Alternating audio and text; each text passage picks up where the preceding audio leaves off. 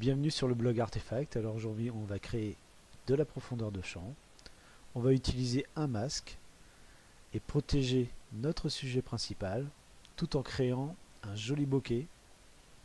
Donc on va commencer tout de suite. On va créer un masque. On va utiliser l'outil ellipse. Alors le raccourci clavier c'est le M. Je vais créer une sélection autour de mon sujet principal et je vais remplir cette sélection de blanc. Vous voyez que le blanc est en arrière-plan.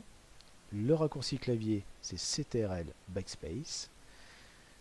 Je réduis mon opacité à 50% et je vais réitérer environ 4 à 5 fois cette opération pour créer le masque qui va me servir à appliquer un flou ensuite.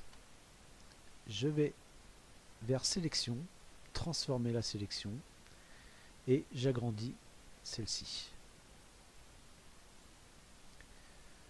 Je recommence ensuite en appuyant sur Entrée, je crée un calque et je recommence. 50%. Je refais ceci en agrandissant la sélection. J'appuie sur Entrée. Ici, je vais pouvoir vous montrer une deuxième façon de remplir en blanc. Je vais basculer mon blanc en premier plan. Et lorsque le blanc est en premier plan, le raccourci clavier c'est Alt Backspace. Je recommence 50% et je vais refaire une dernière fois pour obtenir le masque que je souhaite. Je le place à l'aide des flèches pour que ce soit plus précis. Voilà. Je vais descendre un petit peu et j'appuie sur Entrée. Je crée une dernière fois un calque. Alt Backspace pour remplir de blanc et 50%.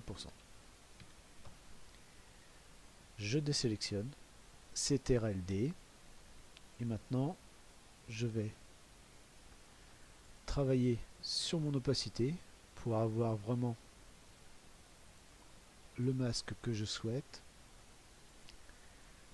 Voilà, je pense que le masque est bon. Je vais pouvoir fusionner l'ensemble de mes calques. Je vais placer mon curseur sur le calque 1.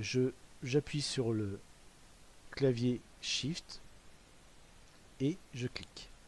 Ça va me permettre d'utiliser le calque ici et de fusionner les calques. Vous voyez le raccourci clavier CTRL E. Je clique ici et l'ensemble de mes calques est fusionné. Je vais sélectionner ce calque en faisant CTRL et je clique. Là, on arrive à la technique qui va vous permettre de créer le bokeh pour avoir de la profondeur de champ. Je sélectionne ce calque et l'ensemble des éléments qui se trouvent, c'est-à-dire tous les calques qu'on a créés en blanc. Je me dirige vers couche. Je vais créer ici un calque. Alors, vous voyez, alpha 1, je vais choisir un nom, mais vous pouvez laisser le nom, ça posera pas de problème. Pour mon tuto, je vais changer le nom, je vais l'appeler profondeur. Je clique sur Entrée. Et cette sélection, je vais devoir l'inverser. Donc je fais CTRL I. Vous voyez, maintenant, mon calque est présent avec mon masque. Je vais pouvoir désélectionner en faisant CTRL D. Je vais appliquer un flou gaussien pour éviter, lors du traitement avec le flou, d'avoir des traces. Vous voyez ici, ça peut laisser des traces. Donc avec un flou gaussien, ça va permettre d'uniformiser mon masque. Je me dirige vers filtre, flou et flou gaussien. Alors vous voyez, vous avez un raccourci. Le mien c'est le Shift CTRL-Q. Vous pouvez l'utiliser, pas de souci. Je clique sur mon flou gaussien. Le réglage est plutôt bon. Je vais le laisser comme ceci. Et je clique sur OK. Je vais maintenant revenir au calque. Ce calque, je le désélectionne, le rends invisible plutôt, et je sélectionne la profondeur de champ ou l'arrière-plan. J'ai utilisé profondeur de champ pour ce tuto, mais la plupart du temps, c'est indiqué arrière-plan. Je fais une copie de cet arrière-plan et je vais appliquer mon flou. Je vais choisir le flou et flou de l'objectif. Ce flou, comme son nom l'indique, c'est pour recréer un bokeh d'appareil photo. Voilà. Vous voyez le résultat. Je vais vous montrer maintenant les réglages que j'ai choisis qui m'ont permis d'obtenir ce flou. Vous voyez entre aperçu et voilà le résultat. Vous voyez bien que mon sujet principal est bien protégé. Alors pour obtenir ceci, vous allez choisir plus précis. Le plus rapide va créer du bruit numérique. Vous choisissez plus précis. La source, le calque que vous venez de créer. Ici profondeur. Le flou de la distance focale, vous pouvez bien sûr l'utiliser selon votre goût. Si vous souhaitez plus de flou ou moins de flou. Voilà, je vais laisser à 0.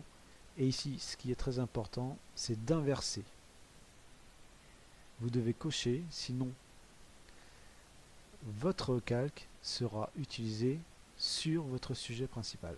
Vous voyez ici que c'est mon sujet principal qui est flou. Et moi, ce que je veux, c'est créer de la profondeur de champ pour faire ressortir mon sujet principal.